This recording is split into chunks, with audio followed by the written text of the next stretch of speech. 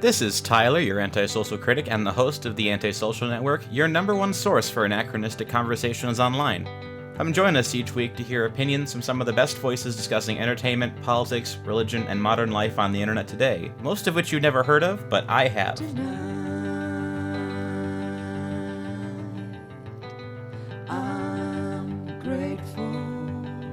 This week on Antisocial Entertainment, we're joined by Professor Fulton Brown of the University of Chicago. We've previously collaborated on 2 episodes of the Fox Valley Film Critics before that show decided to go and die the death eternal in the hell of public access death. So, what are you going to do? But I'm glad to have her on again for the first time in a while. How's it going? Thank you. It can't be. No, death is eternal yet. Come on.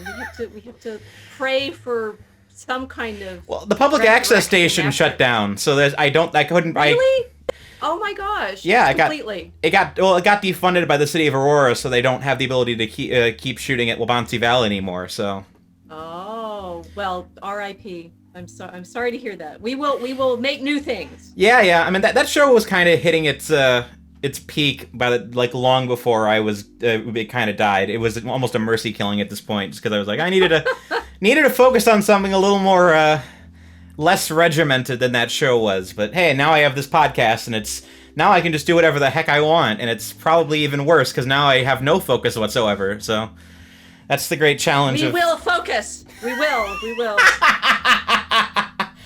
I mean, that's the curse of doing anything online, is you have to pick one niche and then just never divert from that niche. And somehow I've turned the Antisocial Network into a 1 part religion, 1 part politics, 1 part bullcrap script podcast. And well, hey, you've got religion and politics, the 2 things nobody's ever supposed to talk about. Let's talk about them. Right? Well, there you go. If I was afraid to do that, I wouldn't have you on. So. Hey, the stuff I've been reading the last few months, Anyway, I'm still prepping for it behind the scenes. I've been mainly doing my Tolkien videos, but there's other stuff I've been thinking about. Well, there you go. Speaking of which, you've been doing Forge of Tolkien over at Unauthorized TV. How has that been coming along for you? You're on episode 15 now, I believe, or something like that? Yeah, number 15 posted. So there's on Fencing Bear at Prayer, my blog, there is a post that's the Forge of Tolkien where I list all of the episodes that I've recorded thus far, and I've actually recorded 17. So there's some coming attractions to tease you, but they've posted through number 15. Okay, so 17 is the finale of sorts then? No. I'm keeping. It's just that I'm a little bit ahead of the posting. Okay. It means when you see the most recent one, you can look on the list and see what's coming next week, right? It's it's the best I could do for coming attractions. I'm actually on academic leave this autumn and winter, so happily, basically translating my Tolkien teaching into the video series. The videos they're I say loosely structured on the course that I teach at the University of Chicago, but they're not identical with it. I was going to ask about that, because I know you teach the, I guess I was going to say tri-yearly, but that would be the tri-decadely class on Tolkien. And yes.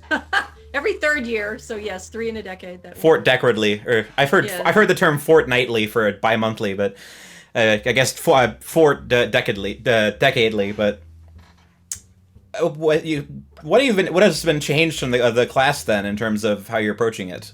What's the difference? Well, there's several important structural differences. One, you're not required to watch to get credit.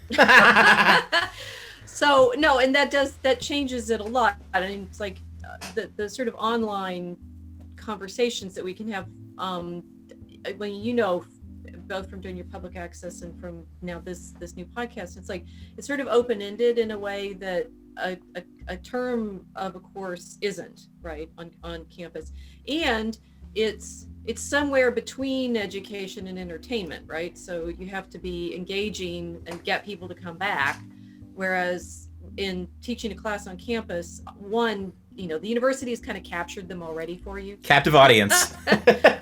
Well, in the sense that they're enrolled at the university and they're doing these courses for credit, and they're making a decision to take the class within a particular academic program.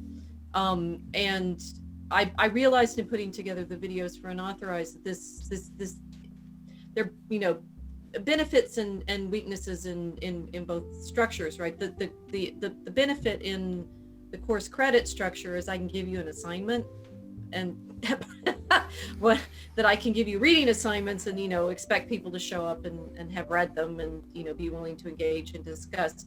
But I also have to give. I mean, this is a benefit in a sort of condition of it being a course for credit, that I have to have people do something at the end of the quarter. And so the course, as I teach it on campus, is really geared towards getting people ready to do that final project. And since the final project is this creative work, typically, I mean, people are invited to do a scholarly essay if they'd like, but most people choose to do the work within Tolkien's invitation to subcreate project. And so that means stories or plays or comic strips or food. We didn't get to have the party this year because we were online, and there was, you can't eat. Yeah. which was too bad. So the course was designed to, one, expect people had already read The Lord of the Rings before they start. This is the campus course, and with the thought that you come to Tolkien's work with this desire to participate in that subcreation, right?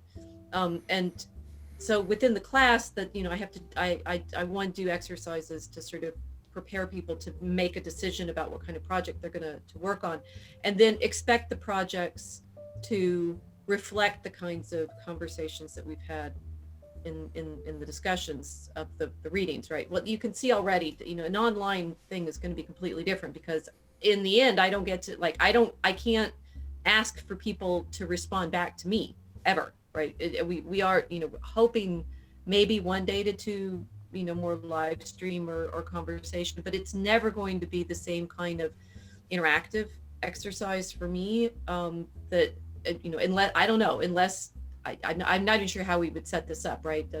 Owen Benjamin on Unauthorized has his bears, and they seem to make things and send him stuff, and maybe one day people will start sending me presents, but I did. You did. You baked for me. You made me cookies, and they actually lived on the Telegram chat for a long time as the sort of marking for tea. Right, we have tea and poetry every day at 5 in my Telegram chat, and thank you for giving me that opening. I guess in a kind of in an interesting way, the Telegram chat is the interactive part of what I'm trying to do as a teacher, right? It's like how can I take the kinds of things I do online, both in my discussion of reading and my thinking about creativity, and how do you get people to do creative work at all, and that's been a challenge. So just back to the Forge of Tolkien for a bit longer. It's called Forge of Tolkien because I want to have that frame of creativity, right? And that up through episode 17, and I said at the end of 17, it's like now we're going to enter into the stories more, but those 17 episodes were all, to a certain extent, method, right? They're reading things like the Notion Club papers and Mythopoeia, and gesturing towards some things like Smith of Wootton Major and such, but they've been an exercise in showing the kinds of creative elements that went into Tolkien's thinking about language, about source material, about dreams. There's a whole episode on the way he thought about dreams and time travel that comes from Notion Club papers. Mythology, the audience, like whether these are for children, magic, and exactly what kind of role that plays in his thinking about his stories, and so forth, right? And so the episodes up to this point have been from the first part of the campus course, which is giving you kind of tools for thinking about your creative work. And now I'm going into what in the campus course is kind of the second part, which is, okay, so now we've learned about framing a creative work. We've learned about, the importance of style, the importance of, why he does things in poetry and so forth. Now I'm going to start talking more about the sort of really, it's like the best ways are psychology and theology of the stories, but the real deep mythological and moral elements that Tolkien puts into his storytelling. So in that sense, that's why I say it's trying to be like the kinds of things that I do with the campus course, because I still want to encourage people to that creative work, but because it's open-ended and online and in a different sort of pedagogical relationship with me, I can't do it exactly.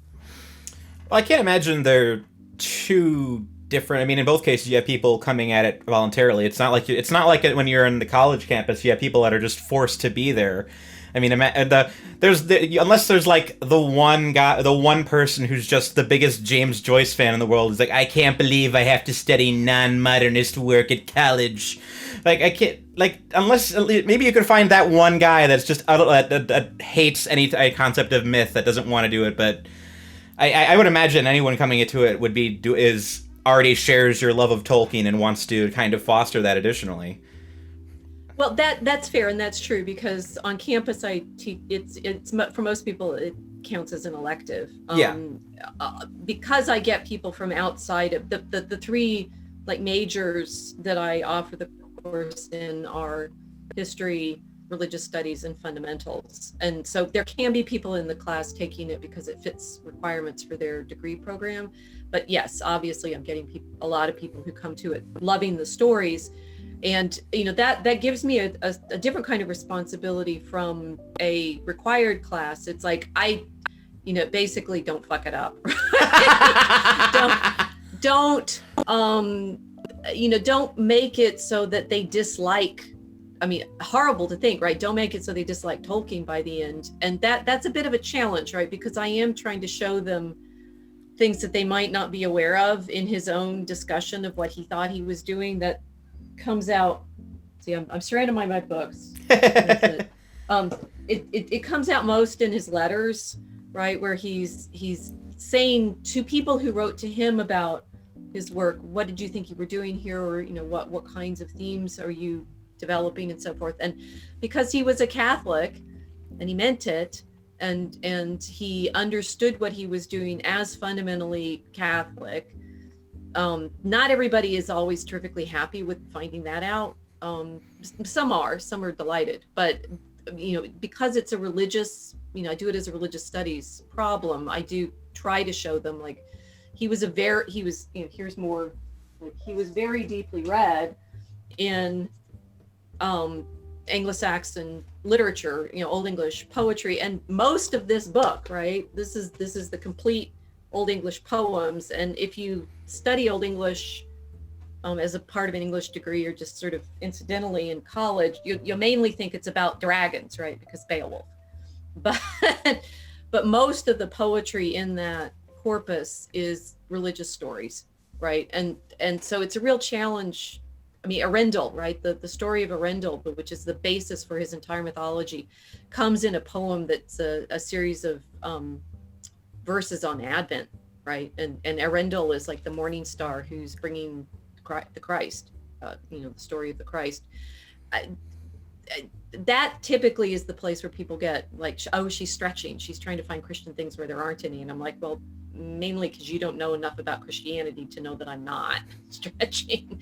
But two, just the sort of cultural problem of exactly where Tolkien was coming from is a challenge. I'd say I usually get one or two people in the campus class that protest in the course evaluations that I stretched things. But I mean, you might remember that tweet I sent you a while back where it was like the random guy on Twitter who's like, he was only pretending to be Catholic because of the world he lives in, but if you look at all the imagery, it's clearly pagan.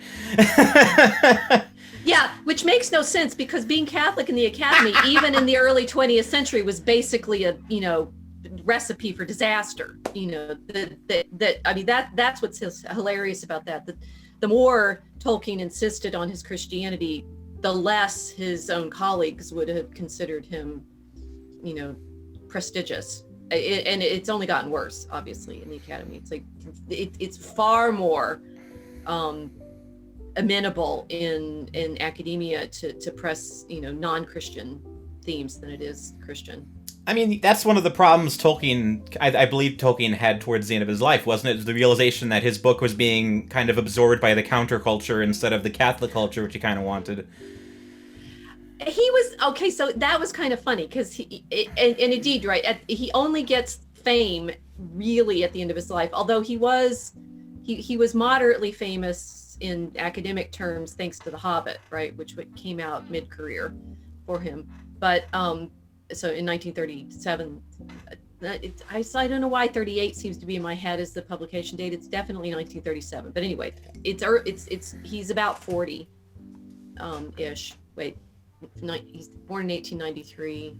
Well, anyway, he's kind of mid-career when The Hobbit comes out, and then it takes him so long to finish The Lord of the Rings that he's more senior by the time that comes out. But it's a full decade, really, from 1954-55 to 1965 before he gets the cult following, right? And so it's really just the last 8 years of his life or so that he had a lot of attention thanks to The Lord of the Rings. And some of it he really enjoyed, right? There's a famous letter where he talks about he was invited to the Netherlands, and I can't remember, it's The Hague.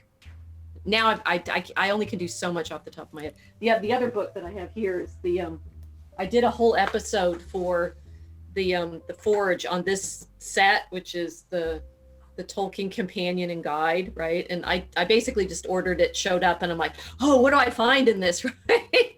And it's a great guide. It's Christina Scull and Wayne Hammond, who are important for a lot of the work they did on Tolkien's illustrations, his art. They've done a number of great studies of that, but they put this big encyclopedia. So if you really want all the details, go there. Not me off the top of my head. But he goes to this party in the Netherlands, and they make mushroom soup for him, and they call it in his honor maggot soup. Oops. Because they're trying to think, Farmer Maggot, he liked mushrooms, we'll have maggot soup. And it's like, no, that's not quite what you think it means in English. And they had speeches and tobacco on the tables and stuff like that. He really enjoyed that. So I think it's as with everything, right? You get people who feel sympathetic to you and seem to enjoy your work for the reasons you think it was worth doing, and then others who latch onto it and start telling you things that, no, I didn't mean that.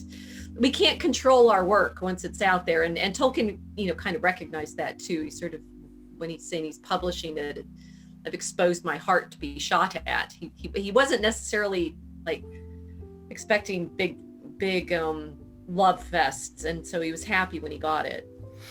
Yeah, I went onto the previous point you were making. I was curious how much you were actually discussing the religious themes, given that you work for a public university.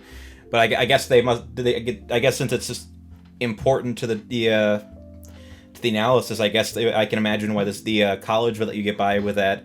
Like, I remember in high school when I was in choir, my choir director famously said, "This is a public school, and I'm making my students sing 90% religious music because in the entire history of music, 90% of all music is religious music. So you need to have that understanding if you want to work in this field. You need to be able to sing all of the most important songs." And I guess that translates over to Tolkien too, where you definitely need to have that analysis. Although I'm curious, how much does the university ever push back against any of that at all, or? No, because it's actually not public. The University of Chicago is a private institution.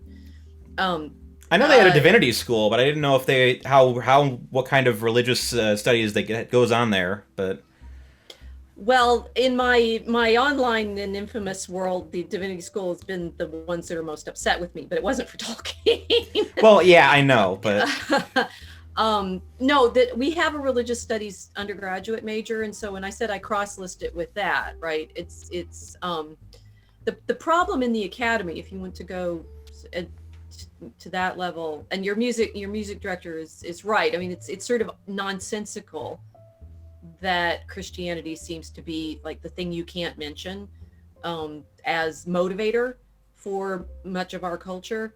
it's bizarre, right? And that's, getting to the place where, in fact, I've been reading some of the reasons why we're there, right? We're not just secular, but anti-Christian in modernity. But the usual way people do it, and it sounds a little bit like what your choir teacher did, was just say, oh, it's cultural, right? And culturally we need to sing this stuff, and that's appropriate. But it's like, let's back up a bit and think, why is so much music Christian? Well, because Christians sing, right? We sing, with choirs of the angels before the throne of the Lord. You sing at the altar, you sing, with all the hosts of heaven. It's like, that's part of the point, right? And that Christianity as a culture has such a developed music tradition is because of a theological understanding of music. It's not just accidental that the art takes the form that it does, because not all traditions have that sacred understanding of music. What you can't do, except with a lot of sort of hedging and apology, and I'm not requiring anybody to believe this stuff in academia, is say it's true, right? It's like, I can say, Christians believe that when they sing before the altar, they're singing with the angels, but you can't go into practicing that music in the academy and say the reason that we need to do this really well is because we're singing before God. Yeah, figures. I mean, obviously you don't want to be like, oh, the prerequisite for joining the class is that you pray the rosary and then you have to be baptized, and that would be interesting to put on the college course and see how that went across, but. Well, indeed, but you consider that there are creeds that we are required to sign off implicitly or explicitly on, that sort of set the mode of our engagement in academia. And I was asked to do a piece for the National Association of Scholars. They have a little magazine that comes out, I think, twice a year, and they were doing for this autumn a special volume on art, like, and they asked me, could you reflect on the place of art in the academy and where that goes? And the piece I did ended up being called "Make Art and Academia Medieval Again," and drawing a line between some blog posts that I did back a decade ago, when a friend who's in the museum world asked me to say, what kind of experience can you have religious looking at religious art in museums? And I wrote a number of blog posts to the effect of none, actually. Partly because from a Christian perspective, you shouldn't have any, right? It's like, the art is not the point, it's the set dressing. And if you see art, as it's meant to be used in Christianity, it's framing and celebration for the Eucharist, but it's not meant to be idols, right? That's not my statue here. Here she is. Oh, you can't see her off camera, right? I don't worship this, right? It's a reminder. It may help, focus my understanding or attention. It's like we're physical creatures, so having art to look at or touch or taste or something like that can help us focus. But we're not meant to worship these craft things, and a museum is just the wrong setting unless you're celebrating liturgy and using the art as props.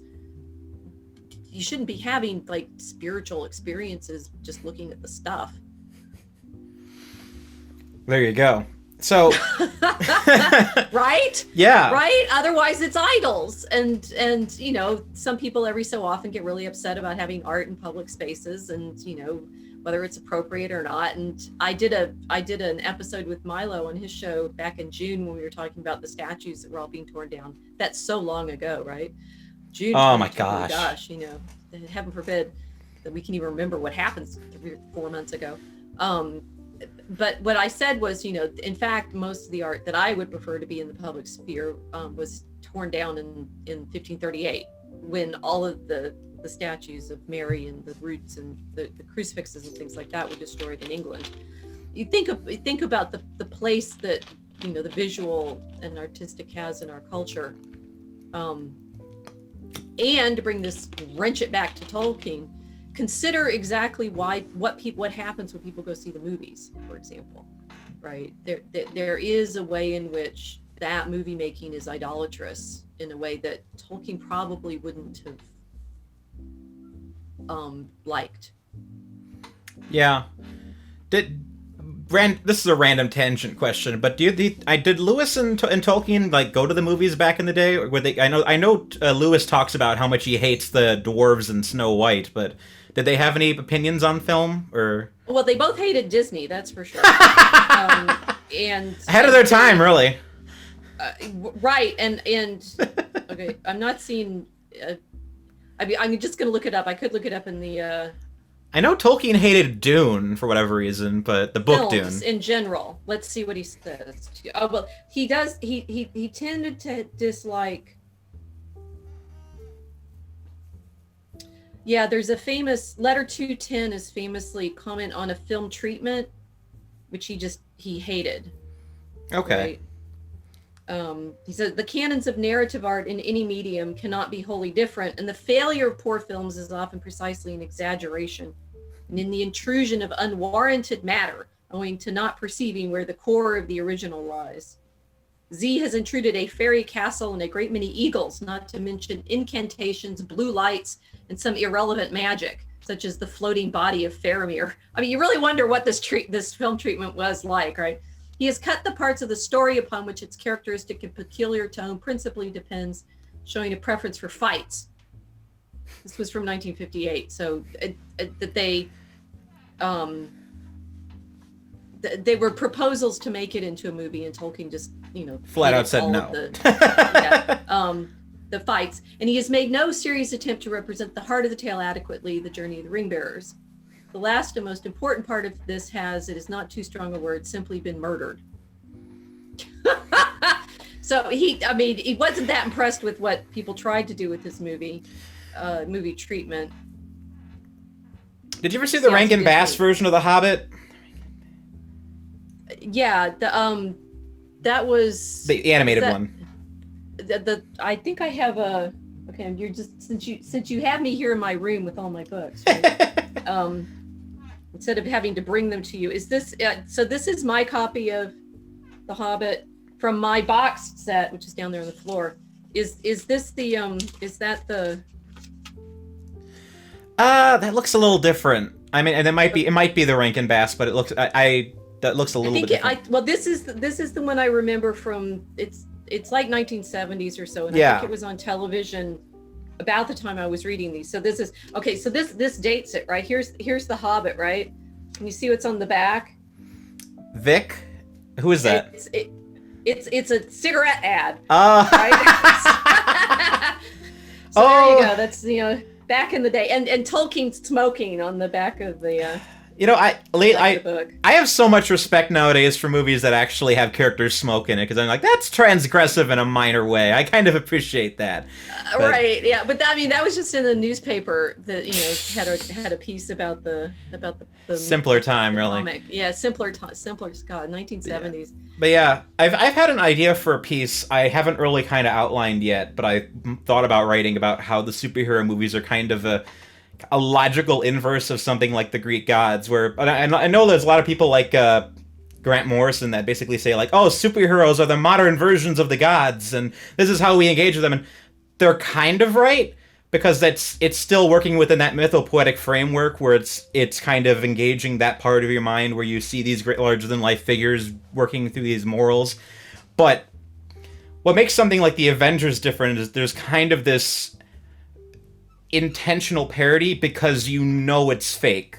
100% that it's not real. So when you go into that, you're engaging with that religious part of your brain with something that's you 100% know that's not real. So it's almost kind of like this, I'm tempted to say like a drug or a vice that just kind of fills that kind of part of your brain and makes you and makes you a little. I'm not going to say watching the Avengers makes you less sensitive to your religious side, because I know lots of religious people that go to those movies, but I think there's something to the idea that it's kind of a darker parody of the mythological side of our humanity, if that makes any sense.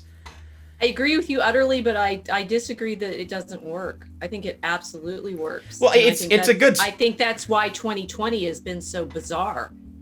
Because at this, I will say that because I've been watching a lot of Owen Benjamin after he had me on his live stream, and therefore quite impressed with some of the spell breaking he's been doing. But Hollywood has been, training us to expect certain kinds of narratives.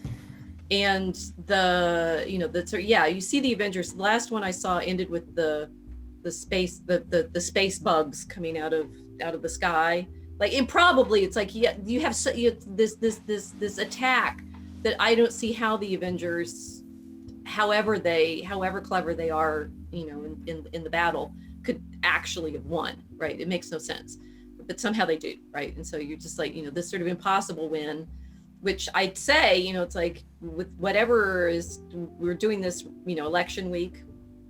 Well, my take on all of this is this giant CGI. We have no idea what's real, and we have been so primed by the storytelling. Tolkien was upset in 1958 with the way in which the screenwriters for that potential treatment for his story, one, turned it all into fights, right? He's there in 1958 saying too many fights, right? You think he would have been happy with what Peter Jackson did?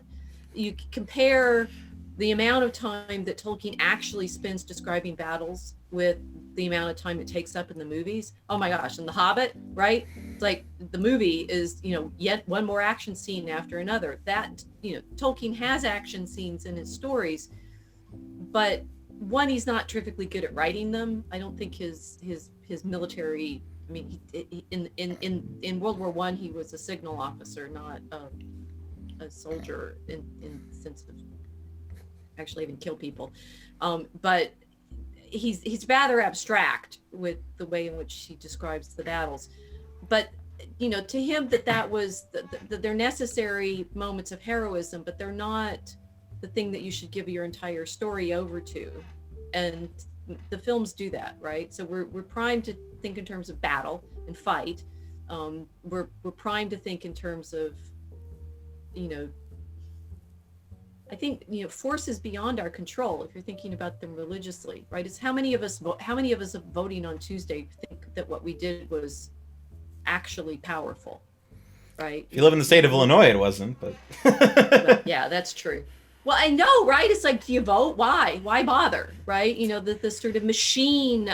We're in the grip of these computers that can generate outcomes that we have no way of checking and no way of telling. I mean, it's like, frankly, I think, and my husband was telling me that what people bought this week was like booze and ice cream, and that's what we did. It's like a Tuesday night, we're watching Sherlock and eating ice cream, which we don't really have that often, and drinking. Yeah, I was in that mindset too. Yeah. Well, you it's one of those things you got to grit, I guess. I mean, I basically at this point just washed my hands of it. So like, you know what? Cards are going to fall where they may, and I'm going to deal with it after it's done, because I can't just spend a month of my life just watching this play out. Like, okay. Right, but I think that to go back to the superhero thing, it's like, those are forces beyond our control, right? It's like only the superheroes can. They're not stories that are, in fact, our ability to make clear decisions, which in Tolkien's stories is the whole point, right? The big deal moments in his stories are choices, right? Not battles. I mean, things happen in the battles and that matters, and you have to make the right choices in the battle. But like, there's a whole chapter, if you've ever noticed, called The Choices of Master Samwise. Now, just that chapter title is very significant. It's like, it's after Shelob has stung Frodo, and Sam doesn't know whether Frodo is dead, right? He thinks he's dead, and so he has the choice of what to do about the ring now. Does he take it? Does he try to finish the anti-quest on his own? Does he stay with Frodo and defend his corpse? What does he do, right? He has been throughout the whole story calling Frodo Master Frodo, right? So he's the servant and Frodo's the master. And here he is in the moment the choices of Master Samwise. We become masters by our exercise of free will and the acknowledgement of the necessity of making choices. That's the major theme of the core of the stories. And in my campus course, once we finish with the sort of method and how to, that's the first big theme we deal with, because I need people to have that in their stories potentially. The beauty and free will, major elements in what Tolkien was up to. So I can, and that's the thing that, in fact, Jackson makes the most mistakes on in the movie. I think when we talked about them on the show before, when we did the Lord of the Rings, we talked about that, right? It's like the major thing that Tolkien's little characters do, his comical little hobbits. It's when Aragorn lets the hobbits go and decides to pursue the other hobbits. That was what we talked about, right? The comical little characters that have to make the right choices. That's who we are in theologically. We and that Gandalf makes that point over and over again. Gandalf as the wizard could just magic everything. Why doesn't he? Right? And in that treatment that I read just now, saying that we get more magic, we get more whiz bang, we get more fights, we get more this and that. And for Tolkien, none of that was. It's necessary, I think, as the frame of our choices. To do we choose to go with the magic and want power and desire control over creation, or do we make the choices that in fact prevent our selling our souls in that way? I wonder if you could compare modern Hollywood to kind of like a form of secular paganism. I'm reading the Iliad right now, and that book, there's so much discussion of, or not even discussion, there's just the book assumes that every single character's action is the will of the gods at any given point. And so you have these characters that are greater and stronger than everyone else, the Achilles and the Hectors, and the gods will take their benefit and give them the strength to slaughter their way through their enemies, and it's all just the whim of these forces that are so far above you you can't perceive them. They just whisper into your ear. I'm wondering if that could be. I think that's so. Consider it like we've been trained by going to all these superhero movies, which I enjoyed, like Iron Man. I like Robert Downey Jr. I like Benedict Cumberbatch's Sherlock better than Downey's, but whatever. I think you're right that we're given these heroes that and for good or for ill, Trump has been turned into one of those characters, and I think he is cognizant enough of the way the media works to sort of enjoy playing that role. I mean, it's the God Emperor Trump, right? It's hilarious, partly because he can do it with a degree of irony in some fashion, but the rest of the characters, right, they want to be saving the world, and the Mark Zuckerbergs and the George Soroses and the Pritzkers in Illinois, right? These people with the money to make pretty colossally significant decisions for a lot of people's lives. The wealthy are not us, right? And Tolkien was very much against that kind of oligarchy. I mean, that's the whole point, right? It's like the hobbits have their little local government, and they don't really need that much government, because basically what they need is to keep bad people out, right? They have the border guards, and for the most part, otherwise hobbits behave, except for some of them. But then it's Tolkien is trying to imagine a world in which you don't end up in the world wars again. Sure. Where was I in my terms of my notes? A lot of my notes for this are just kind of scrambled. Have we finished? Have we dealt? I can't. I keep getting distracted. That's how I host my podcasts. That's okay. No, the superheroes. Have we answered that? I think you're right. I think you're totally right about the Iliad, and that we're sort of being trained to feel like we're pawns. I don't even know if it's just in these battles. I don't even know if it's training, because I don't think I don't even know if the movies are smart enough to train people. That's the thing. I think they're so plastic at times. I mean, it's all extensions of children's fiction. So, and children's fiction, especially the original superhero movies, the superheroes were always considered to be kind of surrogate father figures. Especially like that's why they always had sidekicks. So I think that to a degree, it's probably just a bunch of people not thinking through the entirety of the what these things mean and just making tons of profit because we have a society where we're kind of reverting back into this kind of pagan libertine view. But I don't know. It just depends on how much you think I think they're all nefarious and doing it on purpose. Well, however, I in the eternal question of evil or stupid, I always lean on stupid, just because I think people are evil, but I think that they don't realize they're evil most of the time. So I generally assume most people think they're doing the right thing and they're just too stupid to realize what they're doing. Okay, I think, but that's at the Hobbit level of the Sackville-Baggins or something, right? They think they're justified, and mostly what they do is, steal spoons. But there are people that are Saruman, right? Saruman is a great character of a politician. Yeah. Right? The one who talks to, when the hobbits are listening in, he is speaking with Gandalf at Orthanc, right? When they're standing there, and they have this sense that they're sort of ragtags, dangling on, however Saruman puts it, dangling on Gandalf's skirts, and listening to the adults, right? And that I'm definitely sure that I've been maybe not around the absolute most powerful people in the world, but people with a lot of money really don't consider the rest of us significant at all, right? Or as human beings, or as actors in the culture, or as deplorable. She meant it.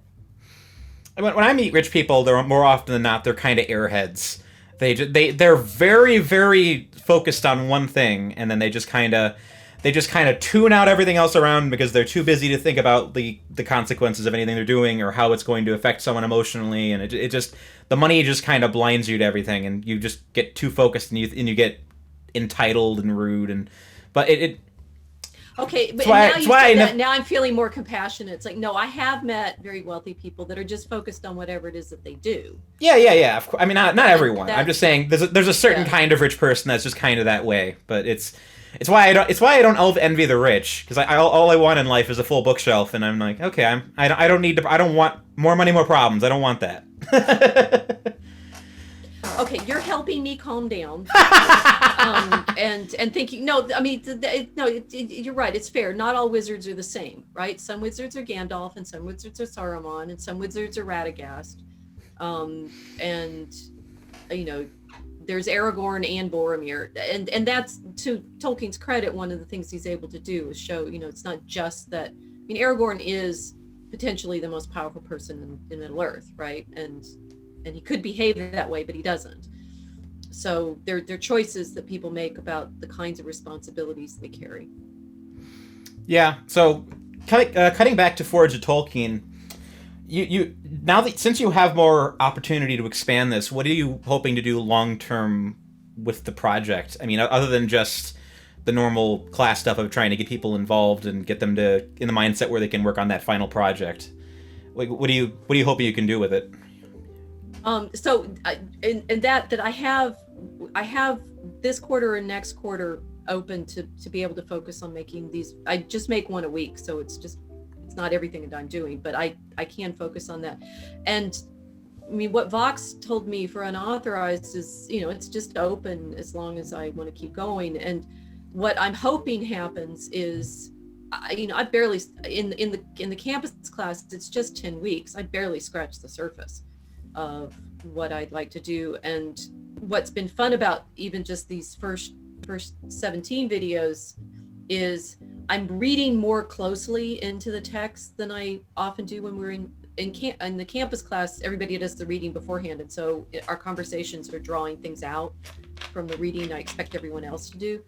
In the unauthorized videos, I start with a reading a paragraph or so that I have chosen as the kind of focus of the discussion. And then what I found in doing the video form is I learn things by talking through what it is that I've read and bringing in other things that I've read, and the sort of voicing it into being it's been really good for me, because I'm learning things that I hadn't thought about previously while I'm talking about it.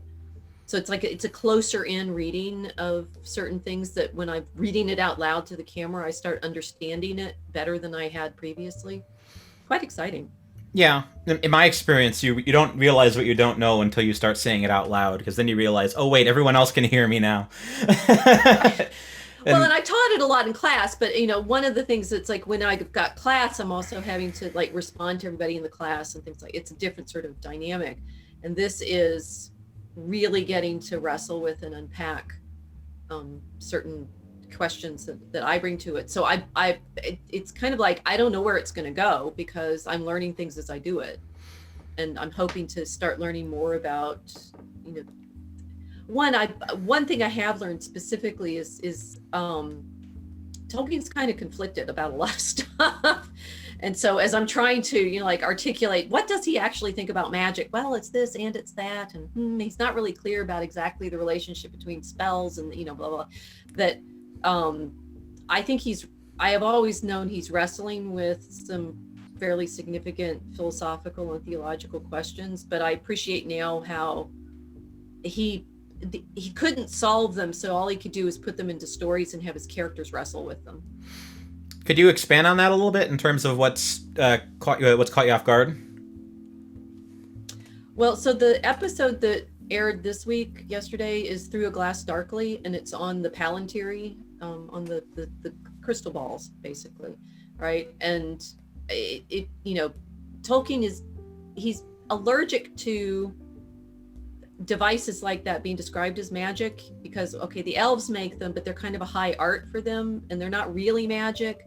But in fact, they're crystal balls, for goodness sake, that you look into and can see things at a distance, and they may or may not show you the truth. And it's Palantiri that, in fact, Sauron uses to project his eye, right? He has the one at Barad-dûr, and it's through that he, in fact, gets control of Saruman, because there's one at Orthanc, and Saruman, however he started looking into it, Sauron clearly takes over his will through the Palantir, right? And in the episode, I talk about how, as we've been just talking about the movies and the sort of media and the videos and stuff, like, it's clear what these things are, right? They're iPads, or they're crystal balls, right? But our version of them now is, where's my phone, right? He's using interstellar Skype, yeah. Right, what's interesting about the Palantiri is they're dark until you turn them on, right? Wouldn't it be more fun if these were balls? But I was just imagining it's like a cracked version of Lord of the Rings, where Sauron just calls him and he's like, "Hey, what's up?" Basically, yeah. But the thing is, you can get caught in your media, right? And is anything that's happening in social media real? The conversations, the trolling, the friendships, things that you're shown in videos. All of this stuff about, not just the deep fake videos, but any video you see, you don't know what the framing of that vision is. You and I were just now talking about the movies, right? And we know, the CGI is fake, but it's like, how do you know that the riot that you're looking at is the full picture? You don't. It's not, right? And so you think about the number of images that are streaming towards us now, and when Galadriel lets Frodo and Sam look in her mirror, which is another of these seeing devices, right? She's like, well, these are, it's not a great guide for action. And you're like, why am I looking there? And I think, Tolkien in this, he's given them crystal balls that they can look into, but he doesn't want to really give them the ability to foresee the future, because that would be magic. So they can see at a distance, but they don't know what to do with what they see. And this is in Unfinished Tales, he has a discussion of the Palantiri, talks about how they are basically dependent on the strength of the mind using them, what you can do with them. And if you want to have like conversation with them, he is very concerned with, I guess you could say propaganda, right? Because I mean, it was a feature of the 40s. The degree to which people can be persuaded by images of what they're seeing and whether or not it's true. So I think in the episode, the Through Glass Darkly, right? It's obviously the glass darkly, right? But the phrasing that we get from St. Paul about what we see now of heaven and what we can see of reality in heaven and earth and our understanding of God, that Tolkien's ambivalent about the power that he wants to give to machines. And the Palantiri are both a machine and a kind of magic that depends on the exercise of the will. And he I think he just goes round and round in with a lot of these things. You can't he won't come down on one side or the other and saying, yeah, it's magic, or yeah, it's just a technical device. How much of that is just kind of carryover, or is the seeming tension between pagan and Christian imagery? Like, obviously the values of Lord of the Rings are very Christian, but as you said in one of the early episodes, he felt that so much of English mythology was too Christian, and obviously a lot of this is trying to reincorporate pre-Christian pagan symbols and ideas into a Christian story.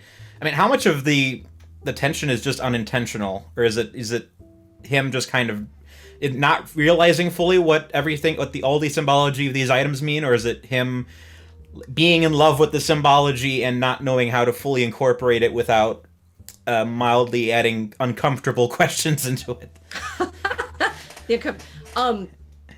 So yeah, that's where my reading has gone, like, really out on the edge, because I started reading some about, this is in Michael Hoffman's books, and if you think it was dangerous to me talking to Milo or E. Michael Jones, oh my goodness, I don't even know who this the Hoffman is. Well, see, he's out there on the edges. My favorite is a friend of mine showed me a talk that he gives to the Nation of Islam. Oh my. Yeah. So it's like, yeah, I'm learning more about my neighbors in Chicago. No, and Hoffman, I mean, I started reading because he has some stuff on mind control and hypnosis and secret society stuff, right? So it's sort of early. I mean, it's like, and I'm also learning where a lot of the language about conspiracy theory comes from. I think it comes from his work, but I'm not sure everybody knows it, right? I'm not sure how many people are reading his stuff and how much it's just turned into the thing that people talk about, right? It's like, because his book started coming out in the 90s.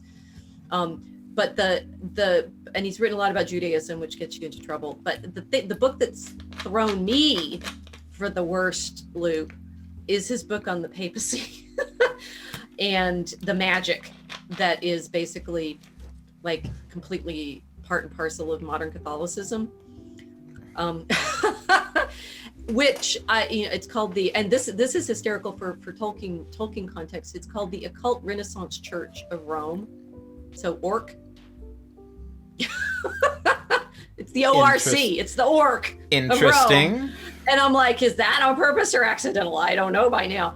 But the argument there is that, in the 15th century with the Medici popes particularly, they get very fascinated with the Kabbalah and with the Hermes Trismegistus magic, right? The actual magic that if you read Marsilius Ficino or Pico della Mirandola, they're talking about it as the sort of, and you're sort of going with the Christian and pagan, right? They're what Ficino and Pico thought they had discovered was the real roots of the perennial philosophy, right? And that in fact, they make arguments like the Kabbalah proves Christianity.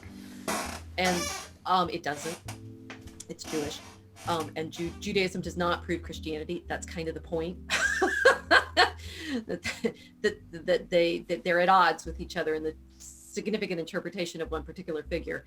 And that this magic strain of philosophizing gets embedded in modern Catholicism to the point now where, for example, the Pope is willing to have the Pachamama, Amazonian goddess, there in St. Peter's or something like that. And what Hoffman argues is that is basically where the church has been tending since the 15th century, and not just with its usury. He's done a book on usury too that I haven't read yet, but with its desire to embrace the magic. Right, and I think one of the most interesting and I think appropriate things, which every trad cat who's listening to this now is already upset, but this is going to make you even more upset. Things like fetishizing the Latin Mass, and looking to a particular ritual formulation as the necessary form of worship. I will say, sort of patting myself on the back a little bit, saying I've always been just a little wary of, it's like I like the Latin Mass. I love Latin. It's a beautiful language. And I appreciate the beauty. I mean, we were talking just now about the music, right? You're singing before God, for goodness sake. It should be glorious and beautiful. And the churches should be I think churches definitely should have lots of gold and lots of angels and music and beauty and things like that. But if you make it the point, and this really does fit with where Tolkien is troubled, right? Because the elves make beautiful stuff, but if you worship it, it turns into a magical problem, right? It's like, I love my statue because it's just a nice carving. I think it gives both Mary and Christ a sweet face, and it is, I think, appropriate for a focus of attention and devotion. If you start expecting this block of wood to work you miracles, you're kind of in trouble, right? And anything that takes our art, and this is exactly where Tolkien is troubled, right? Between art and magic with the elves. You take the beautiful things that the elves make and expect it to save you, or give you power, or give you knowledge in ways that you've invested. Like the way Hoffman talks about it, which I thought was really good, is it's basically our worship of computers, which goes back to these things, right? Do you look in this device and expect truth, right? Are you expecting it to tell you the future? Are you expecting all that number magic that all of the statisticians are doing are going to tell you the truth about what your future is going to be? Then you're in trouble. This has gone a place I did not expect. It's interesting discussion. I mean, it's the orc, right? And that's just an accident. I don't know whether Hoffman did that, but you are trying to manipulate reality and control it for your own purposes. And I'm in this sort of unstable position now because, one, I'm newly Catholic, right? Over the last 3 years, I'm still happy to be Catholic. I still, Protestants don't get away from this either. Sorry, Protestants, you're not open, you're not immune from the magic, but everybody is, right? And what I get now, I think, is, and I don't have my Bible as a prop, Jesus came to break all the magic spells. That's what I think was going on in the Gospels, that he comes in and he says, stop believing this nonsense that you have to, do these special little dances, or you have to, wash things exactly right, or you have to, do or don't do things on particular days. You're treating God like a demon that you have to worship in order to get prezzies from him. It's funny you talk about that. I mean, that the iconography of the Catholic Church is one of my general things that kind of irks me about it. Not because I think it produces bad things in people, just because it can become a thing in and of itself. I'm forgetting which one it is, but I think there's one in one of the Screw Tape letters. They actually talk about that, where they say, like, if you can't convince your patient not to pray, make them pray into an object so that they put all of their thought into the object. And then when they realize the object's not going to fulfill it, they'll get mad at God on behalf of the object. And that's one way to kind of make people turn away from the church. And again, I think I don't know if we talked about this, but one of the things I always like about Protestantism is what's the word I always use? It's minimalism, I guess. Like, I think there's something to the fact that you can have a church that's like built out of a mini mart in the middle of nowhere, and it's just one pastor and a book and a guitar, and there's something nice about that minimalism. Okay, the guitar matters because you're singing. All right. Well, if it's one guy, but... if it's I don't want the whole rock band, but if it's just like one guy is like, well, I can't afford nothing good, so I just opened up a church in the former 7-Eleven and I played the guitar for everyone who wants to come. Like, I think that there's something homey about that, but on the reverse side of that, Hobbit-like. No, I agree, yes. And that matters. Well, hold on. I have a counterpoint to that. On the reverse side, you get the irony, which is the complete tastelessness. We'll have. Well, do you realize what this is? That's I recognize it from the memes, right? It's Buddy Christ from the movie Dogma. So it's okay. It's when the Catholic Church needs to change its image. So we're going to replace the old crucifix with this Jesus, but he's friendly. Okay. Yes, that's funny. This is the most ironic thing I own, by the way. It's great. I use them to hold up the Christmas sock. But I think there are poles between iconoclasm and idolatry, and they're the same thing, right? It's iconoclasm and idolatry are another of these Janus face exercises that we end up in. If you're destroying the statue, you actually believe it has some power. Yeah. Right. Rather than beauty, which matters, right? And that's where and I think Tolkien is always about that, right? He's always about crafting of beauty. And the response to the most famous letter that he has, that he has a letter 310, which I read in our previous episode, but we brought it back around to the issue, right? That our appropriate response is to be moved to praise and thanks, right? And that if you're moved to praise and thanks, I think you should also be moved to subcreate beauty. Right, you're moved to make beautiful speech, beautiful objects, beautiful, houses and landscapes and everything. So I think the iconoclasm of refusing that response is the flip side of the idolatry. It's the Amish response. It's the I'm going to completely abandon the world and go off on my own. It's why Protestants nowadays have no ability to produce cultural or significant art anymore. It's because they just go off on their own, they do their own thing, and they don't want to participate in the culture, so they just become irrelevant to the culture. So you end up with, I guess, two Screwtapian problems. It's don't participate at all or risk getting too participative. And it's, the path of salvation is narrow between these two.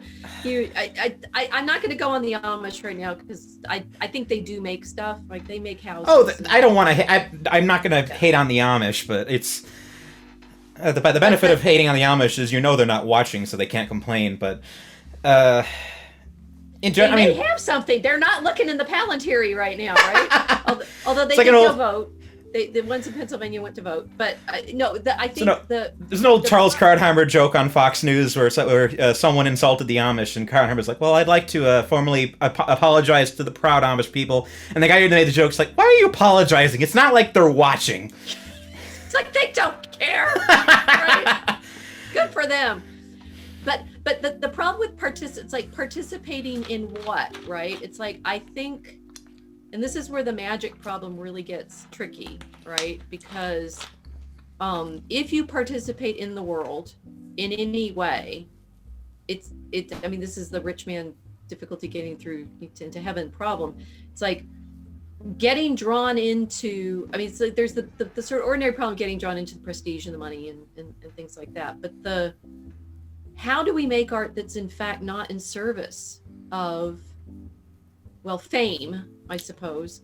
And that is, in fact, the actual poem that my group in Telegram is working on. We're almost done. It's called the Centrism Games, which is modeled on an Alexander Pope poem, which is a satire of journalism, which in his poem is getting dull, so they all worship the goddess dullness.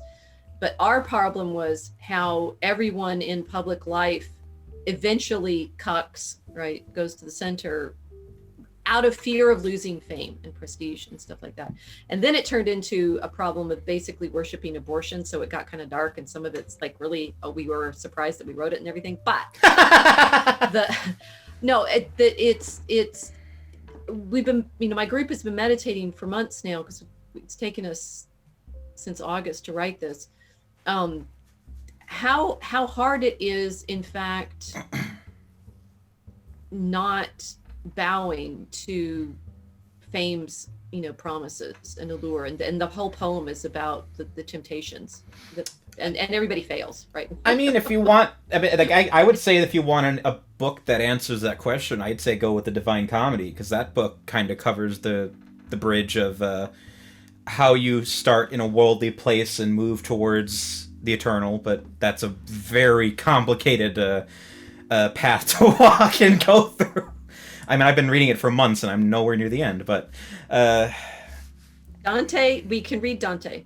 And for the chat, I did a reading list on like Christian imagination and poetry, and I was trying to think of both like models of poetry, models of scriptural exegesis, mystical visions and things like that, which are often, talking about mythopoeia, right? A lot of medieval visionary literature like Hildegard of Bingen is very mythopoeic in a lot of ways.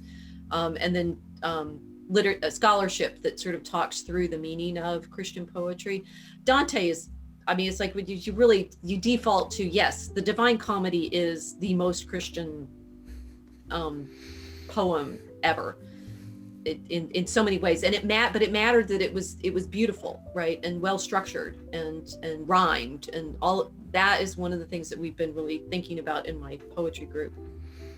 Oh yeah, and it covers how you live in the world that's political and full of half measures and temptations, and still manage to move out of it. So, right.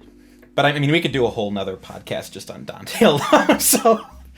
Well, if you're reading that, so Anthony Easelin has a glorious book called The Ironies of Faith. You told me about it, I think. Right, yes, on Christian literature. I think you'd really enjoy it. I'm putting it on my every year when my family asks for a Christmas list, I just write a list of books and throw it at them, and that's on the list. But so I'm going to try that one. Definitely put that one on your list. I've been reading a lot of disturbing stuff like Orc of Rome, but just for beauty and for heart, just like joy and heart, that it's the laughter in Christian literature. I think what the subtitle is, but that one is it's like, it's hopeful. It's very hopeful. It's showing you how beautiful art can bring us to joy and faith. Yeah, it talks about Tolkien, right? He talks about Leaf by Niggle, Tolkien's little story, and he did he talk about Pope? I think he did.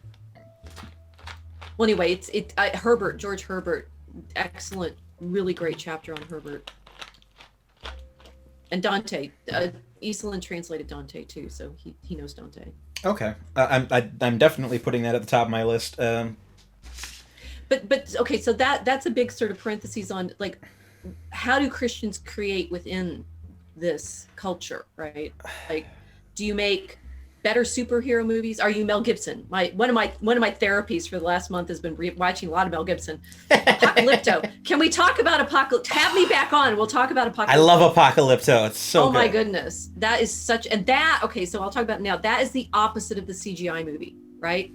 That is, I was reading, I think on Wikipedia, saying that he wanted to do a chase scene that was just a chase, like people running, and I'm like, this is so good. I mean, there's a lot of chase scene in it, right? But it's like physical, real human beings, not fake CGI, ridiculous, leaps and bounds and punches and flying and stuff like that. This was what it's like to be human.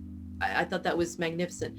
And it's also what it's like to be trapped in the CGI nightmare and believing that you have to sacrifice all of our young men in order to make the rain come.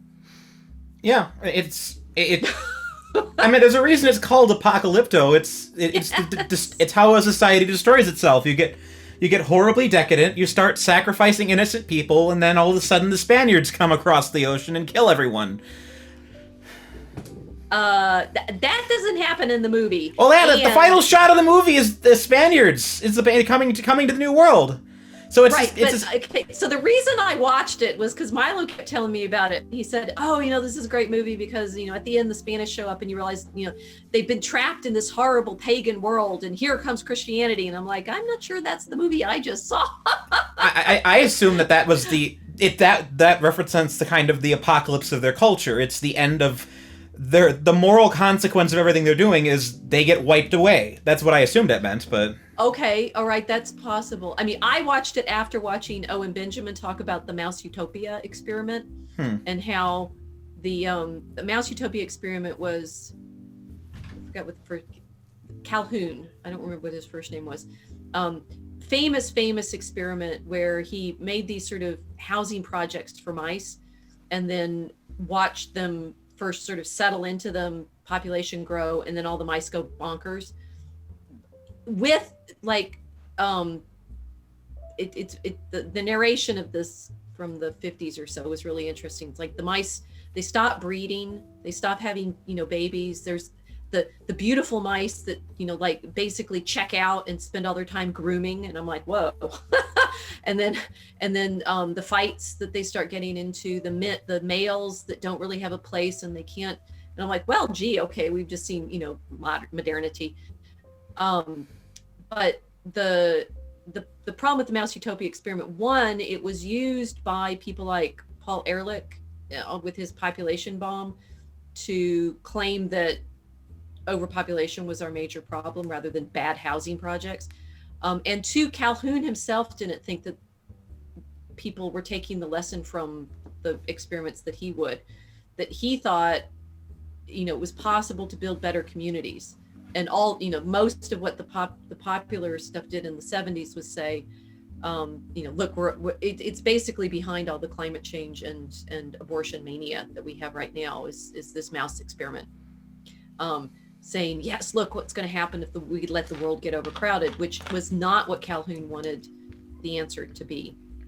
And I think in Apocalypto, what you see is the sort of sickness of a particular kind of urban culture, but you also see that the answer, as the movie shows it, is village life and families and storytelling in a context which isn't like horrific and bloodthirsty and parasitic, because like there's a storyteller in the movie that's telling the village stories and stuff. So there's a lot. I thought it was a genius movie.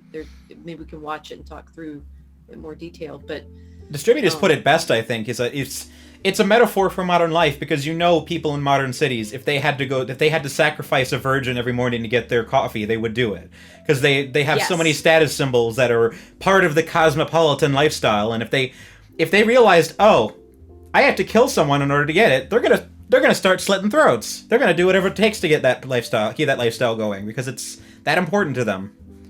That's very well said, and that's exactly the movie I saw. Right. And look at who they're sacrificing, the young men. We did that. We sent them all off to war. Tolkien lived through it, right? He watched him and his friends all be sent in it's like in the Mayan and Aztec context. I mean, it's more complicated because the Aztecs are using it as an instrument of control over their empire, and those people were sent as like tribute or pacifying. Bernal Diaz describes all of the sacrifices and the capturing that the Spanish actually saw, but that consider once I've seen this, consider World War I, which Tolkien was encouraged into, as basically another form of that sacrifice of those young men. Yeah, makes sense. The Iraq War, or it's like every single time the city decides, oh my gosh, it's not raining, our crops are failing, we have to lay siege to Troy. Yes, see we have to get Helen back. We have to lay siege to Troy and get Helen back, and we're gonna sacrifice all of our young men to do it. We have to get her back, or something must destroy Troy. Right. So, and that's why, it's like, that's why the sort of Spanish show up. Yes, the Spanish show, that particular expedition that showed up in Yucatan apparently was all sacrificed. So they didn't tell the whole story in the movie.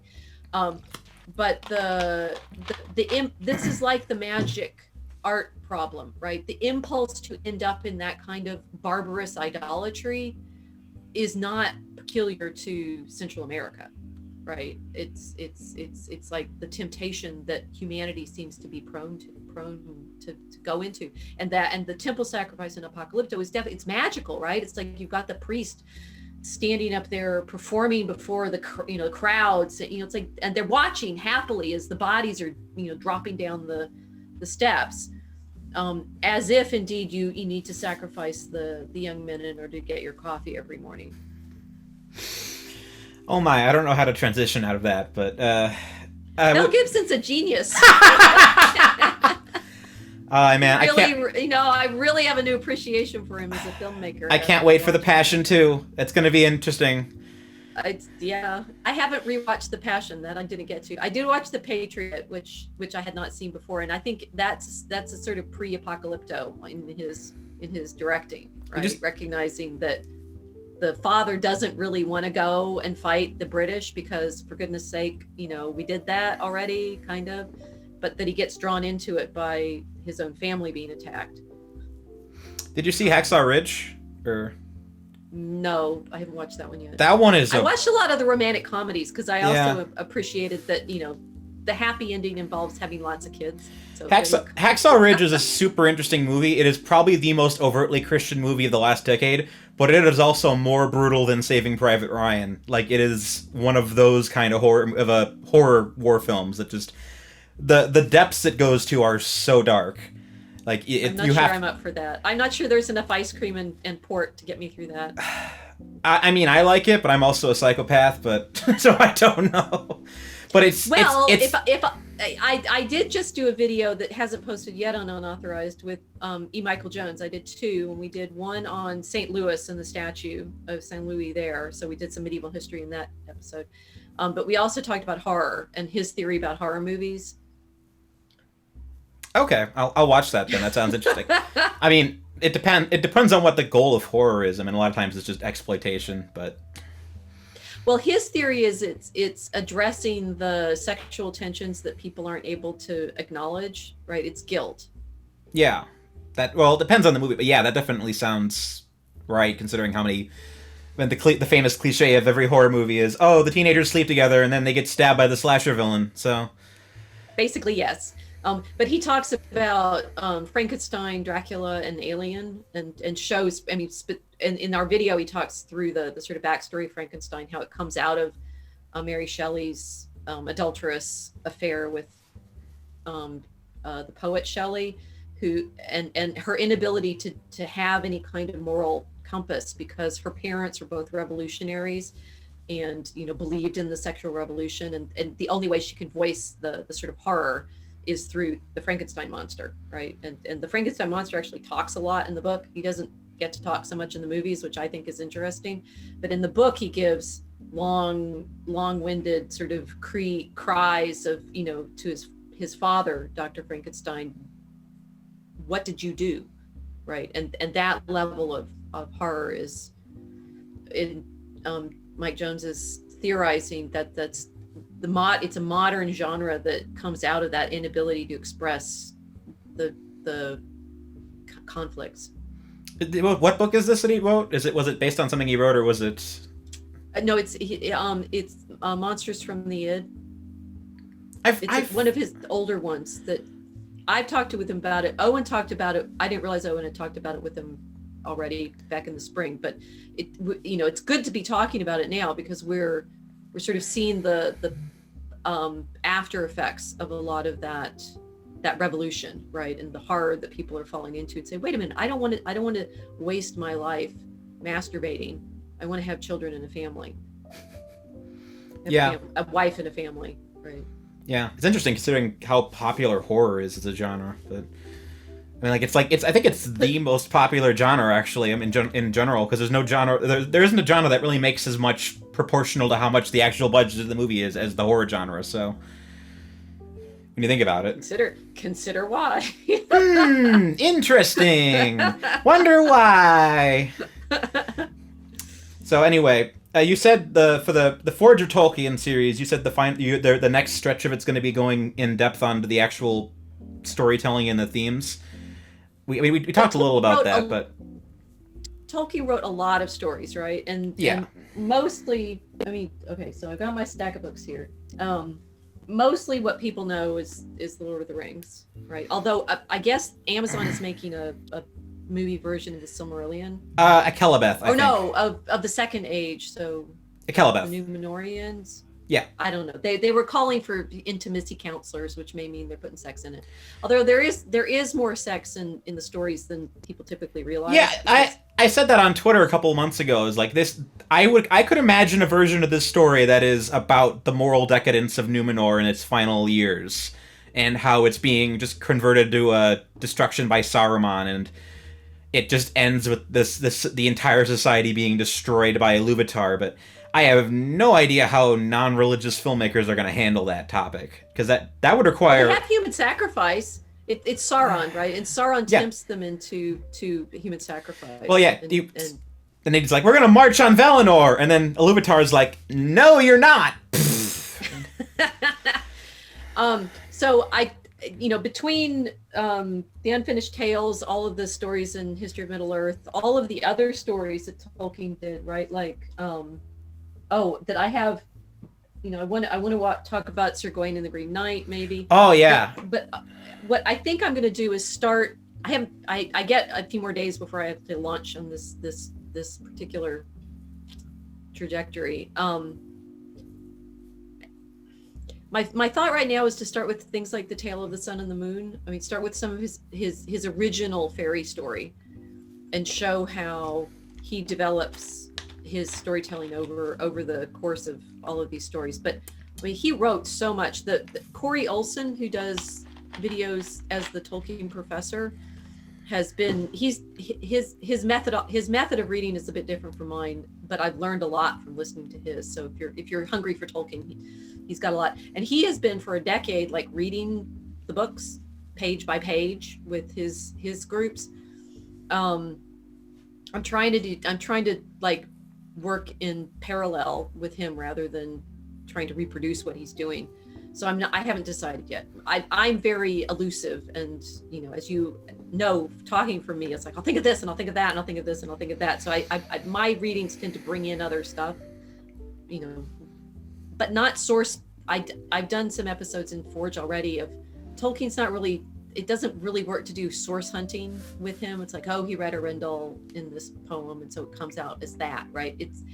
There's some joy in that, but it's not everything. That's just a sort of footnote usually. Did you see my essays on Silmarillion and Sir Gawain? You sent them to me, yeah? Yeah, I think it was a couple months ago, but I was curious if you had if you thought I had scratched anything on that, because those are both initial readings, and I like. Even now in hindsight, I'm like, those books are so complex. Even now, I'm just like, I don't. They are, and I remember enjoying them and sharing them, and I don't remember your arguments. Well, my case with Silmarillion was essentially that it was about the horror of being trapped in the long march of history and being powerless to kind of fix a situation that isn't going to be resolved for generations after your death. I mean, you just have these individual stories of people fighting Morgoth over thousands and thousands of years, and every single one of them either ends in tragedy or ends with them narrowly escaping by just the slimmest margin. I mean, Beren loses an arm, Huron dies horribly, watches his children all die horribly, Gondolin is destroyed. It's just bad all the way until the gods finally decide to step in and fix the problem for everyone else. It's just that long march, and a lot of those moments are just the individual horror of being caught in that, and the realization that the situation isn't going to get fixed for a long time, and that ends up kind of just trickling into Lord of the Rings with the quote you always talk about, which is I think it was Samwise talking about what it's like to wake up in one of those old stories of old and realizing that you don't want to be there, but you have to do it. Right, but thank you. The vast difference between the Silmarillion and the Lord of the Rings is there's a eucatastrophe in the Lord of the Rings. Well, and the episode I just did was talking about the essay on fairy stories, and I land pretty hard on the happy ending. there's technically 3 in the Silmarillion. If you, I mean, there's eucatastrophes. I guess War of Rage would that count as one, or was the gods finally coming in and intervening on behalf of the elves, or Iluvatar directly intervening? I never weep, right? And I think you have to weep at a eucatastrophe, otherwise it's not. Maybe I'm thinking. Maybe I'll have to reread it and find. Maybe I'm just correlating the idea of eucatastrophe with Deus Ex Machina a little too much. Just like, oh, God decided that this is how the story is going to end. Beep. And maybe I'm not thinking about this in the right way. But I just kind of thought it was like, okay, each of the 3 main stories in the Silmarillion end with kind of a momentary where the heaven and earth collide and good resolves itself for a couple millennia, but it's a very long march to that point. Thank you. That's a good no. Okay, no, I don't think that's eucatastrophe, but I hadn't considered that could be possibly considered as eucatastrophe. That the emotion's not right. Well, the cycles of history, uplift and joy is not the same. But I'll pay attention to those but it may be a while before I get to them, right? Yeah. Like if I'm going to start with the early stories, I want to do something about Tolkien struggled a lot with the framing of fairy story, and I think, as I say in the most recent episode that I just did, because he's basically thinking liturgically, right? Fairy is the space of I didn't say this, but it's kind of the Holy of Holies, but it isn't really. But it is the space where you get that glimpse of another reality. And so for him, that would be with the bread and wine of the host.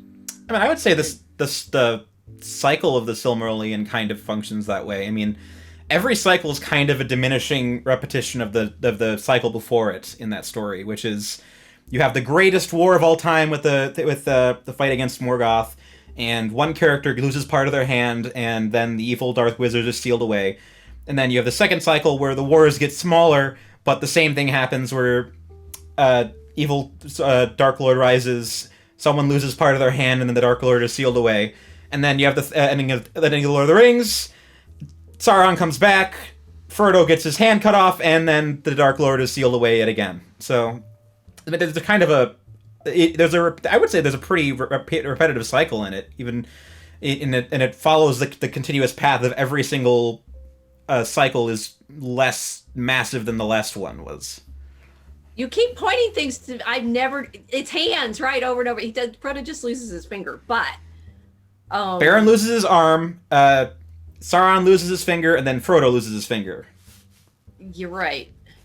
I need to think on that too. It's like, so the Silmarillion was published the year Star Wars came out. That's an interesting coincidence. Right? And I guess Luke doesn't lose his hand until Empire Strikes Back, right? Yeah. Yeah. And I know Lucas was a Tolkien fan, so it wouldn't surprise me if that wound its way. That's very interesting. I mean, I don't know if he's ever name dropped it, but you kind of can tell. There's a lot of similarities between classic Star Wars and Tolkien in a lot of ways. You know what I mean? Yes. Even just superficially, but we could do an episode like that. That would be so. And the Gawain. Remind me what you thought was most significant in Gawain. That was a challenging one because it's a very archaic story, and that's the thing that always confuses me at the end is the fact that the knight lets him live even though he technically breaks the rules of the challenge. Mm-hmm. But I called it the necessity of keeping order within the challenge of nature encroaching back into the world. Like you have the perfect the Knights of the Round Table celebrating their New Year. Then all of a sudden, this pagan symbol of nature walks in the door. The Green Knight, the Fae. He comes in and he challenges them and he says, "I want one of you to try to kill me, and then I will try to kill you back." And Gawain does it, and then he has to fulfill his promise, and he has to live a year with an anxiety of that. I have to do this promise, otherwise I will not fulfill my bargain as a man. He does, and because he actually does it, he ends up, in theory, surviving, although we find out he was never technically in danger because the knight didn't really care that much. He was just there to screw with Guinevere. But my read on it was just that it's about the challenge of upholding standards in a world where nature's always kind of encroaching back into society and threatening to kind of bring it back, rip it apart slowly in minor ways. But I don't even know if that's necessarily the best read on it, because that story is it has that I talked about in my Beowulf essay recently. It has that it's the kind of story you read it for the first time and you just think at the end of it, what the heck did I just read? And well, yes, and I until again, I'll go back to my poem that we're working on in the Telegram chat. We're using Gawain and the Green Knight as part of our story element, because we have a court and we made Gavin McInnes the Green Knight. So what's hilarious is, guess what Gavin's name is? Well, he's Scottish. It's a form of Gawain, right? It's the same name. Really? Gavin Gawain, it's the same name. You need to get him to dress up as the Green Knight for a photo. That would be the funniest thing. I haven't been able to get the poem to him, but we sort of blended Gavin with the Green Knight, and he's this kind of trickster character who comes in and challenges the court for these quests, right? And then he shows up in each of the quests to sort of mess with them. And in that sense, the Green Knight he's a test of virtue for Gawain. Yeah. Because he sets up Gawain against his wife to be, can Gawain in fact stay chaste? Which what's interesting in sort of medieval Arthurian literature is kind of a big deal, because even Arthur doesn't always manage to stay chaste in some of the stories. So Lancelot certainly doesn't. Lancelot certainly doesn't. In Sir Gawain and the Green Knight, he does, right? The lady tries her hardest to get him to seduce her, and he doesn't. So it's like he does win. That's why he doesn't get his head chopped off. He gets the nick because he was afraid for his own life. Well, it's because he wore the belt that would make him it would protect him from the wound, and so he gives into the allure of magic, right? Yeah. Here's this object that will save you, but it is in fact his choices not to, that she kisses him and he gives the kisses to the knight as, this is what I got today, right? But he keeps trust and he keeps truth through the tests. So the knight says, you pass. That would have been really awkward if he had fallen into the temptation and he tried to give it to the knight, but never mind. Yes, see, it's an interesting sort of. That's a horrible line of thought right there. It's like, exactly, where are we going with this? I think this got really gay all of a sudden. So yes, we've gone from orcs to exactly what is Gavin doing in that story? Oh my. Oh my. Yeah. I mean, so yeah. I mean, I'm gonna read it again sooner than later because I want to read it again before the movie version of it comes out, which that looks really weird and interesting. There's already a movie version of it with Sean Connery. I haven't watched that, but there's a new one that's coming that was supposed to come out this year, and then society fell apart, and now it's probably gonna come out next year, but. It looks like it might actually kind of be following it seriously. I don't know. It could diverge incredibly far. I'm not sure yet, but it's interesting. It's very atmospheric, but I know that the concern is... It's fun that we're watching movies. You got me to watch movies when we did the Joker and the Fisher King, it's like, because I hadn't really watched, I told you that I couldn't watch movies, and with all of this insight into the sort of spell making that Hollywood is in beginning, I can watch movies now, but I'm doing it for a different reason, right? I'm not watching to be absorbed by it, and that's why I do say that I think Hollywood has been more successful than I think you're claiming in getting people to participate in the ritual, right? It's like when the Greeks went to their theater in watch the Bacchae or something like that, they know it's fake, right? They know it's being acted, but the maenads really do rip apart men, right? And that's an image that Michael Jones uses to talk about the horror that I've forgotten the characters' names. I'm unfortunately doing this with names more than I would like to admit. In Euripides' Bacchae, the mother of, oh golly, what's the king's name? She rips his head off, right? And then she's sitting there with it in her lap, and for a while she sees it as a trophy, like a lion's head, and then when she looks again, she realizes no, it's her son, and she's murdered him. The Greeks knew that it was being acted and it was fake, but you're absorbed into the story enough to be with the tragedy, to have the catharsis of understanding how horrific whatever you've seen has just been. People go to the movies, they want to be absorbed in the story.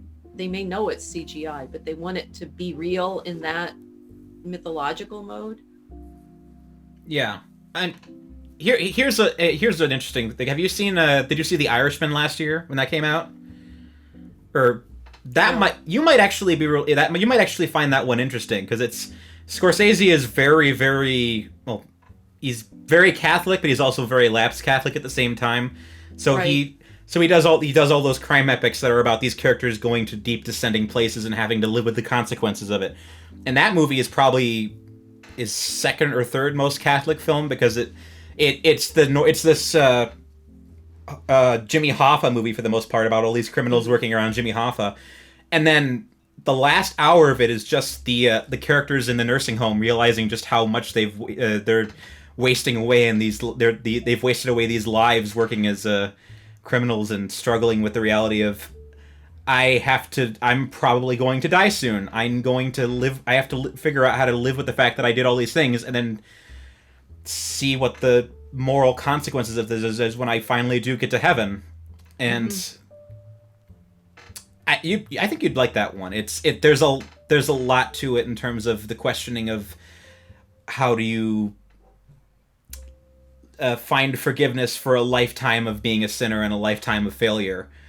And I don't know, where did I start with that line of thought? I just like talking about that. You're trying to convince me to watch movies. Okay. I'm not sure it's going to work. Well, Scorsese movies are always a good place to start, because he's very spiritual. He's one of the more religious filmmakers, as long as you pick the right ones. But well, I'm not. The thing is, all filmmaking is religious at some point, right? Yeah, of course. But it's a kind. I mean, it's theater, and as we were just talking about, theater has its origins in either. I mean, it's like Christian theater has its origins in the liturgy and things like the mystery plays, showing the story of creation and redemption. But it has it in the Greek theater, and therefore it's tragedy or comedy. And comedy satire is typically quite cruel, and tragedy is, I mean, in Greek terms, it's inescapable, right? The characters. I think Christianity, the Christian story, gives us choices and ways out that. They call it the Divine Comedy for a reason. So yes. Yes. So I'm looking at the time and realize it's almost time for tea in my poetry group. So last question. I guess what's there to look forward to on the Tolkien front for the immediate future then? Because you mentioned a couple of things, and speaking for myself, the thing I'm most excited for is getting into the nitty gritty of the story and the themes. So I'm launching into the stories, and I think that I tend to pick the sort of episode. I like I'm ahead in recording them in the sense of when they're airing, but I'm not usually that far ahead in my thinking of what's coming next, because I learn as I'm recording each one. But I think the next one I'm going to record is going to talk about the tale of the sun and the moon, and see where that goes. See where that takes me. Well, I'm rooting for a more deep dive on the Middle Earth books, because there's a lot to talk about in there and how they function. Oh, I'll get there eventually. The structure of the stories and there's so much to it. It's easy to just look at those stories and dissociate and be like, oh yay, happy Hobbit story, but it's not. There's so much to it, and I've been wanting to write a review on The Hobbit and then write a review on The Lord of the Rings sometime next year, and I'm just sitting here like, oh my gosh, where do I start? Well, the one you can watch. I talked with Owen about The Hobbit, so if you want some Hobbit gravy, I watched that. You made the case. It's a moral is a story about usury, essentially. Right, and that I got from E. Michael Jones, and then embroidered on. And I mentioned themes in The Lord of the Rings and The Hobbit throughout the videos I've already done, right? So it's more, I just haven't been, I've been doing sort of elements rather than actual plot problems. And I definitely read Hobbit as a story about greed. I just hadn't fully charted out how the character arc builds into that, because obviously the Battle of Five Armies is the tragedy of these characters who could solve a problem very simply by not being selfish, falling into selfishness, and then just causing all this chaos. But how it builds up to that, I haven't quite worked out in terms of the thematic weaving and how the Bilbo playing the thief plays a role into it, which you talked about. But right. I learned a lot listening to Corey Olsen's lectures, so that you can start there. And he has a book, and I need to read his Hobbit book, but I think it's based mainly on the argument he made in the lectures. But his lectures in his like original campus course on The Hobbit, I enjoyed those a lot. So there you go. All right. Either listen or read. I got a long reading list after this, so which that's right. Not a problem. I'm always looking for more books, and it's one of my vices. So thank you so much for coming on to talk again. I look forward to doing all the 5 other podcasts we've pitched over the course of this evening. So excellent. Thank you for having me, Tyler. All right, have a good night. Okay, bye-bye. The AntiSocial Network is a Groupthink Productions podcast. Editing, producing, and hosting are by Tyler Hummel, artwork by Crystal Cowley, and original music was composed by Melissa Lafira and the late Dan Smolla. Like, subscribe, and please let us know what you think about the show in the comments below if you'd like to see anyone interesting be a guest on the show. Thank you for listening.